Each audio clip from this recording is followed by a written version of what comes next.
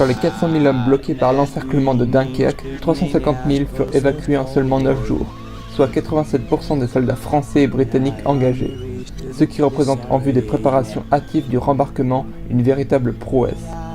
Seulement, les Alliés ont perdu beaucoup plus qu'on ne pourrait le penser dans cette entreprise, car la France, sur le point de capituler, ne se relèvera pas de cet échec.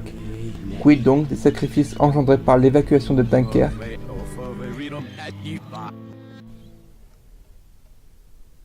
Honnêteté, oui. Dans un premier temps, il faut souligner que de nombreux soldats n'ont même pas été en mesure de gagner les plages de Dunkerque. Plus particulièrement la première armée française qui se retrouva prise au piège, complètement encerclée à l'île. Après une semaine de résistance, elle se rendit aux troupes allemandes le 1er juin, faisant déjà plus de 35 000 prisonniers français. Et le sort de ceux qui ont réussi à atteindre les plages n'est pas plus enviable. Certes, les divisions blindées ont stoppé leur avance, mais les bateaux qui soutiennent l'évacuation sont sans cesse harcelés par l'aviation allemande. La Royal Force engage alors la presque totalité de ses effectifs pour protéger les différents convois et points d'embarquement. Les rotations incessantes fatigueront durement les pilotes anglais, mais Churchill assurera que les pertes allemandes ont été 4 fois supérieures lors de cet affrontement aérien. En réalité, l'aviation britannique perdit 145 avions contre 132 appareils de la Luftwaffe.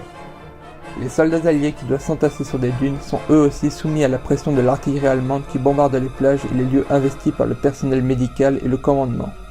À cela s'ajoute aussi une mauvaise gestion du plan de rembarquement.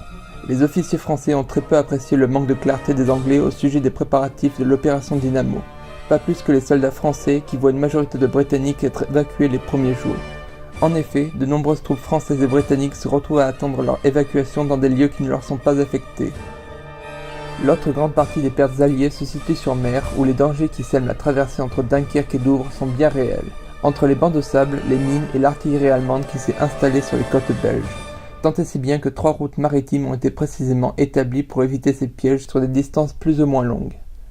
Cependant, la Luftwaffe et les quelques vedettes lance-torpilles allemandes présentes sur place réussissent à couler un grand nombre de navires alliés. Parmi les plus célèbres naufrages, on peut noter celui du Wakeful qui fera 600 victimes chez les Anglais, ou encore celui de l'Émile Deschamps qui en fera 400 du côté français. C'est en tout entre 4000 et 5000 hommes qui disparurent en mer et environ 170 bateaux de tout type confondus qui furent coulés. Les pertes matérielles sont de même très lourdes. Les forces expéditionnaires britanniques durent se résigner à laisser sur place la grosse majorité des canons, véhicules, munitions, carburants et fournitures qu'ils avaient apportés. Ils tomberont par la suite aux mains de l'armée allemande. Au niveau des laissés pour compte, environ 2000 soldats sont tués dans les combats qui permettaient de couvrir la retraite, et 40 000 Français n'ayant pas pu être évacués à temps sont capturés par la Wehrmacht. Pire encore, la plupart des troupes françaises qui ont réussi à rejoindre le port de Douvres doivent repartir dans la foulée pour renforcer le gros des forces qui restaient en France.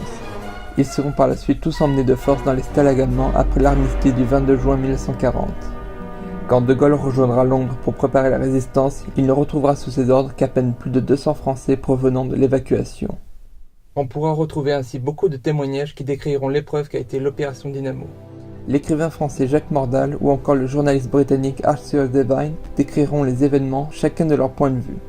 L'un a officié comme médecin et subi le naufrage du contre-torpilleur Jaguar, l'autre traversa 3 fois la Manche à bord d'une modeste embarcation pour secourir les soldats anglais restés sur place.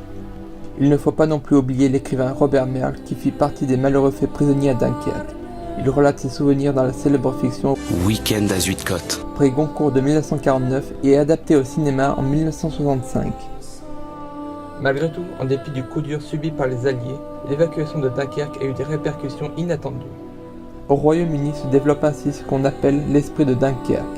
De peur d'une invasion allemande, les élites et autres personnes d'influence choisissent de renoncer à leurs privilèges pour soutenir l'effort de guerre au travers de l'augmentation de certains impôts et taxes. Aussi, les succès stratégiques de l'opération Dynamo influenceront fortement les plans de débarquement en France qui aboutiront à l'opération Overlord en juin 1944. Mais ça, c'est une autre histoire. Même Winston Churchill, qui qualifia Dunkerque de colossal désastre militaire, eut ces paroles porteuses d'espoir. Bien que de vastes étendues de l'Europe et plusieurs nations glorieuses et vénérées soient tombées ou risquent de tomber dans les griffes de la Gestapo et sous l'odieuse férule de la domination nazie, on ne nous verra ni faillir ni faiblir. Nous irons jusqu'au bout, nous nous battrons en France, nous nous battrons sur les mers et sur les océans, nous nous battrons avec toujours plus d'assurance et toujours plus de force dans les airs. Nous défendrons notre île, quoi qu'il puisse nous en coûter. Nous nous battrons sur les grèves, nous nous battrons sur les terrains de débarquement, nous nous battrons dans les champs et dans les rues, nous nous battrons sur les collines. nous ne nous rendrons jamais.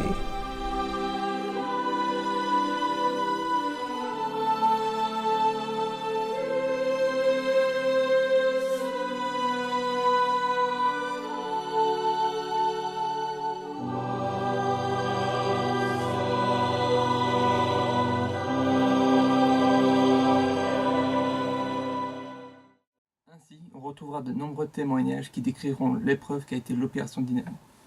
Si tu mettais ça...